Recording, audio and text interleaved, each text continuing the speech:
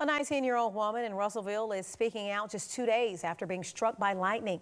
Lisa Henderson tells News 19 she was scrolling on her phone while it was plugged into charge. She then heard a lightning strike and later loud popping. She says she felt her fingers and hands tingle and go numb.